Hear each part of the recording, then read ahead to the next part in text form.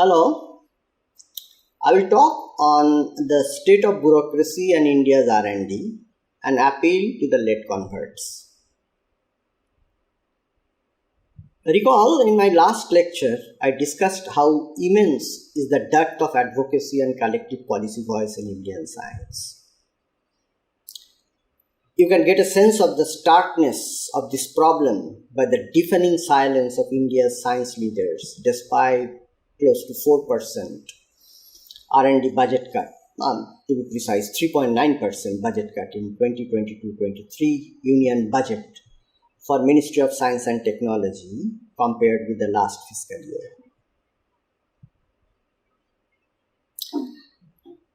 In that previous lecture, I passingly mentioned the problem of mindless bureaucracy that afflicts the daily lives of Indian researchers. I thought of devoting an entire lecture to it.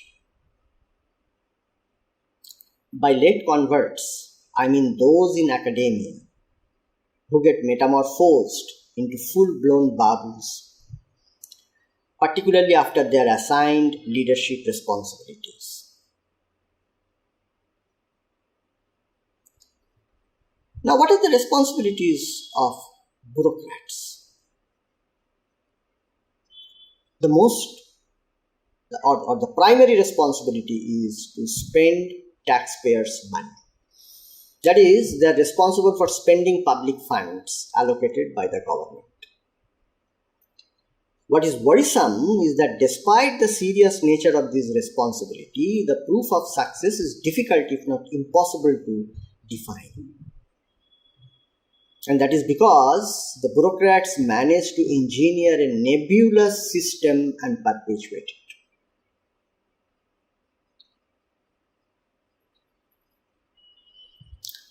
Milton Friedman, a Nobel laureate economist who had a major influence on Ronald Reagan's economy, which is known as famously or infamously known as Reaganomics, thought that bureaucrats perpetuate the system of becoming powerful like the politicians. In most cases, the way for bureaucrats to become more powerful is to have more people under their control.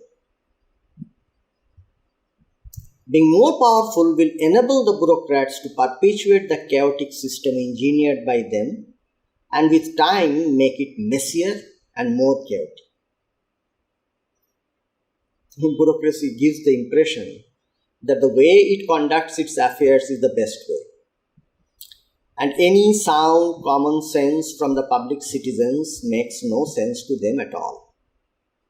Rather, they come up with more and more new preposterous ways to conduct their affairs, and this style of work is particularly noticed in places where bureaucracy has not matured, such as India. But never assume that I mean that bureaucracy is inefficient. And don't mean that. Actually, there are instances, plethora of examples, that bureaucracy can be efficient. It can be very efficient. However, that can be horrific, for which I will give examples shortly.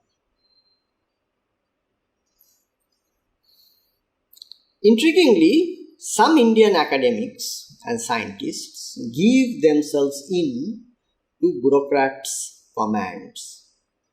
And I find this phenomenon to be an important social science research topic. To be precise, social psychologists may find it a very pertinent research question as to why some Indian academics and scientists develop what is called dissociative identity disorder, DID, dissociative identity disorder, is actually characterized by people with two or more separate identities. For the scientists, take this example. On one hand, they are trained to learn by interrogating nature. But on the other hand, some of them unquestionably surrender to the bureaucrats. People in the academic profession who are well trained, they hold a rational worldview.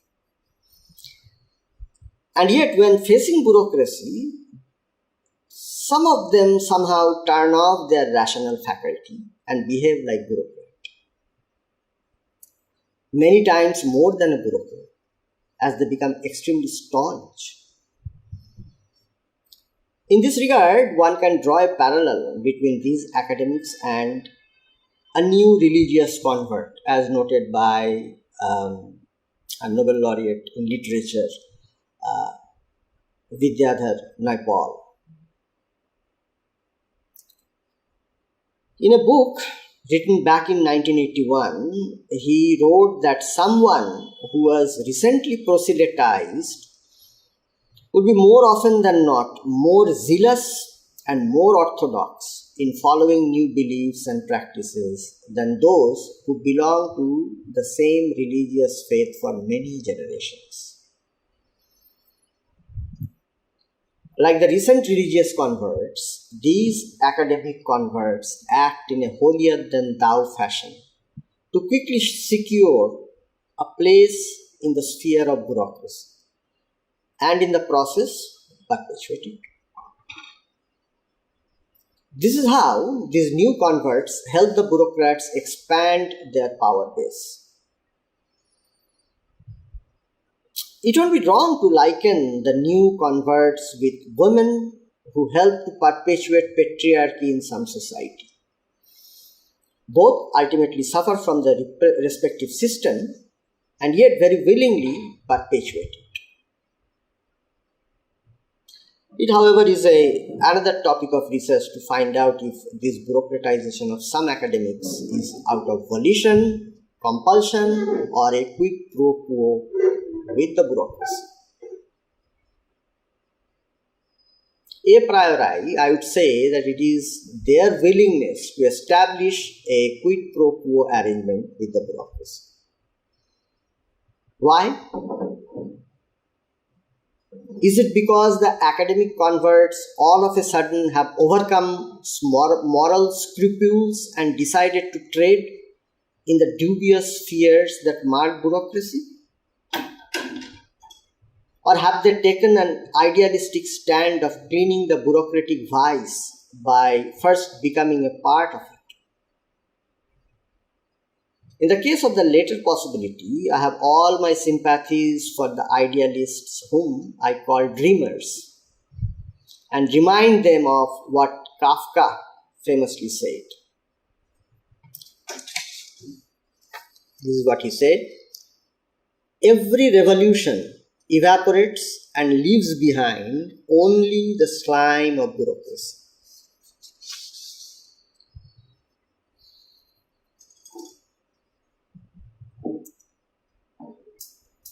Now these converts, the converted bureaucrats in their new avatar, become secretive. A key feature of bureaucracy observed by Max Weber, a 19th century German sociologist. Weber noted that the running of bureaucracy is possible only if all facts are kept official secret, quote unquote, official secret. By secrecy, it means that everything under the carpet. But secrecy is the antithesis of research culture. But these converts then begin to ape the babus and partake the culture of camouflage. By doing that, they begin to distance themselves from their academic peers and unknowingly come close to the babus. The babus immediately seize the opportunity and begin infusing regular doses of bureaucratic indoctrination until the newly found victims, that is, the academics, the academic leaders, are completely radicalized. And that is how, as I said before, at many a times, these converted academics become die-hard more than the most hardened babus. Another 19th century scholar, this time a political economist, English political economist, John Stuart Mill, once wondered if all the mechanical inventions so far made have lightened workers their hardship and toils. 150 years later, seeing the plights of sanitation workers, manual tile cutters, brick kiln laborers, etc., one finds Mill's observation to be still valid in India. But why am I saying this? Because I find a parallel between the mechanical revolution, the failure of the mechanical revolution to improve the lives of large section of Indian labor force, and the present day AI revolution that is being denied to Indian researchers. And we, the plebeians, the foot soldiers of R&D, are more and more bitten by the bureaucratic rules. Just inquire from the researchers how cumbersome and frustrating the procurement of research materials and equipment has become in the last few years. What ensues after dealing with the tangled purchase procedures by the researchers is surrendering of research funds. You can very well imagine how demoralizing it is for the researchers to surrender unspent funds while their research is suffering. Our science leaders display enthusiasm in implementing these convoluted purchase procedures unquestioningly and measure their efficiencies by counting how many audit paras they have cleared per year, as though that precisely was their professional training, as though that solely was their primary curriculum during their academic upbringing, based on which they have been given R&D leadership assignment.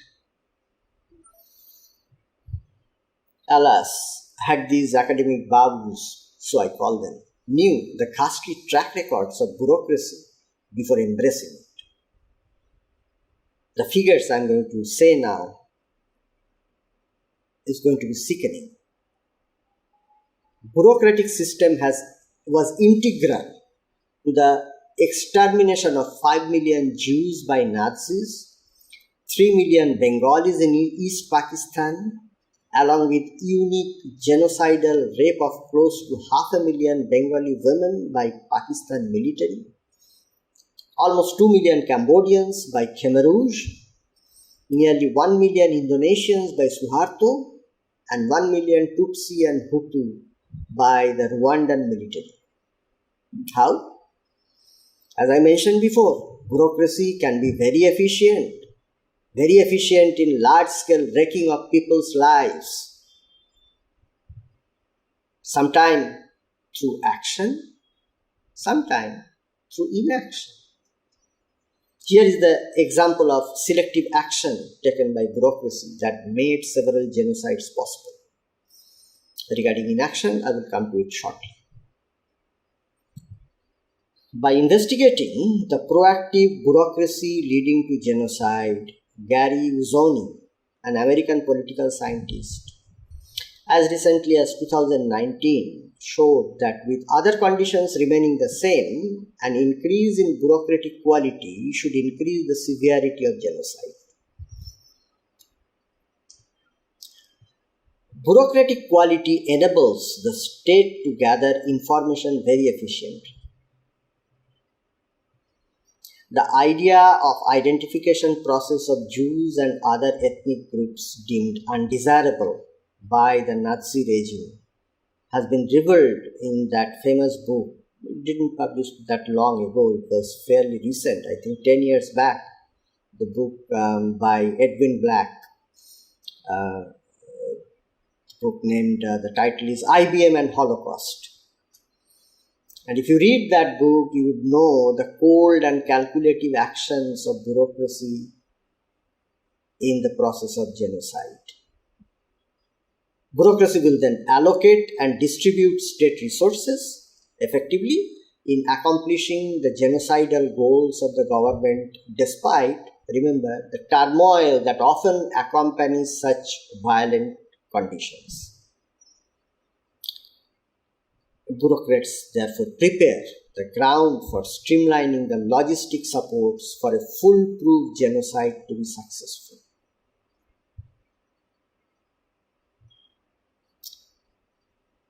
In her book on Adolf Eichmann's trial in Israel, Hannah Arendt made a pioneering observation about bureaucracy.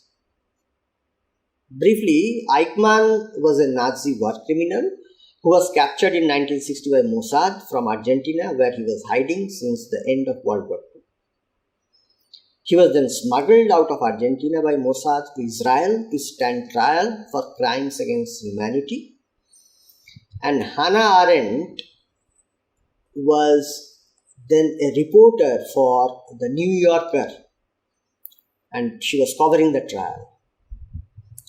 After the trial, Eichmann was hanged, and then Arendt in 1963 wrote a book. It is Eichmann in Jerusalem, a report on the banality of evil. That was the title of the book. A report on the banality of evil.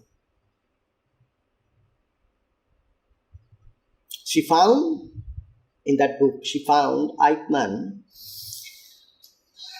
She described Eichmann as an ordinary, rather bland sort of bureaucrat who appeared neither perverted nor sadistic, but normal. Terribly and terrifyingly normal. In the Nazi bureaucracy of pogrom and murder, Eichmann was just one bureaucrat who competed with others to advance the goals of superiors he obeyed. He acted without any motive other than to diligently advance his careers in the Nazi bureaucracy. In case of India, unlike armed violence, structural violence is inflicted by bureaucracy, which kills 2 million Indians per day. These 2 millions come from the extremely impoverished section of people. In contrast to bureaucratic action, which I just described for committing genocide, in case of India, it is bureaucratic inaction. It is this inaction that is killing 2 million Indians each year. I am here citing the research of Dr. Akhil Gupta, an Indian-American anthropologist and a UCLA professor, which he has shown in his book, which has come quite recently in 2020. The name of the book is Red Tape, Bureaucracy, Structural Violence and Poverty in India.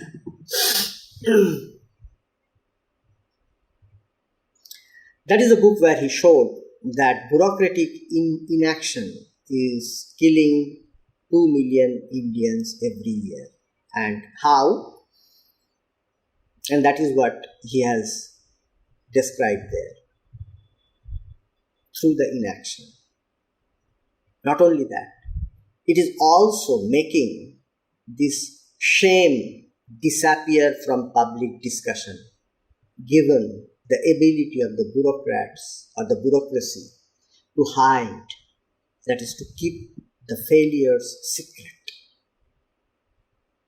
In India, the natural tendency of bureaucracy is to let the system become a system for inaction, which in turn translates to over 2 million untimely deaths annually. I give you a scale to comprehend. 2 million untimely deaths far exceeds the loss of human life resulting from all natural disasters and accidents per year globally. This gruesome figure is not readily available to the Indian public, and one has to find this fact from the research studies of Akhil Gupta and also Sripad Tulyapurkar, a population biologist at Stanford University. Together, Gupta and Tulyapurkar noted that because of bureaucracy, its inaction and secrecy, democracy so absurdly coexist comfortably with large-scale extreme poverty in our country. Swarms of babus harass our people and eat our substance and let 2 million Indians die untimely every year silently. It is not akin to medical negligence that occurs out of mishap, but due to cold-blooded erection of a system for the infliction of structural violence. In their world of thoughtlessness, bureaucrats are disengaged from the fact that their inaction is killing hordes of people daily. It is proposed by the scholars that greater the bureaucratization of public life, greater will be the scale of structural violence. In its fully developed form, there is nobody left in bureaucracy with whom one can argue and on whom the pressures of power could be effectively exerted. In the fully developed state of bureaucracy, every citizen is deprived of political freedom, deprived of the power to act. Fully developed bureaucracy is not a no-rule state. No, it is not that. It is not a no-rule state affairs, but actually it is a state of rule by nobody. A common example, we all read official memorandum or letters starting with, I am directed to state. You won't know who directed the poor soul who signed the letter. Rule by nobody effectively turns a citizen into a nowhere man of the Beatles song, who knows not where he is going to. Rule by nobody makes all of us equally powerless. That is where the equality lies. Everybody is equally powerless, and we have tyranny without a tyrant. So I gave a glimpse of bureaucracy, drawing examples not from a distant past but from contemporary world order. Some of you may have known it and thus tried resisting the bureaucratization of your mind and soul. But I'm sure there are many who have not seen bureaucracy in the light I described here. Our popular take on bureaucracy is somewhat like this, that it is a culture of maintaining the status quo, a system that only has nuisance value and is replete with corruption, etc. Of course, it indeed has those features, but where it leads to, the extent of havoc it causes may not have been fathomed by many. In the case of science, particularly in India, it directly hampers R&D activity and applies a strong brake on it. Remember, India nearly doubled life expectancy of its people in 75 years after independence, and it would be unthinkable without R&D, although all possible bureaucratic headwinds was experienced. Just think how much Indian people benefited had R&D effort found a favorable bureaucracy. So to those who belong to the clan of late converts and heading colleges, universities and R&D institutions, please be aware how your colleagues think of you, how they view you. Majority of our colleagues take stand-up comedians more seriously than you and consider the entire clan of late converts as a practical joke that is being played on India's academia. What may be more distressing for you to know is that a good proportion of them see your choice of becoming in league with bureaucrats akin to Jewish capos or razakars. So my appeal to this clan is that come to your senses and address how you could remove red tape for ease of doing science as urged by our Prime Minister in 2020 Science Congress. Work with your academic peers to draw a roadmap for increasing the ability to absorb funds by the academic centers. Remember, for all kind of growth or all-round growth of research, funding is like the nutrition that needs to be fully absorbed. More funds a center absorbs, more it grows, and more it grows, more funds become available to it. This is the simple growth story of successful academia always, anywhere. There is no requirement of any innovative strategy or reinvent the wheel to promote the growth of research. Thank you.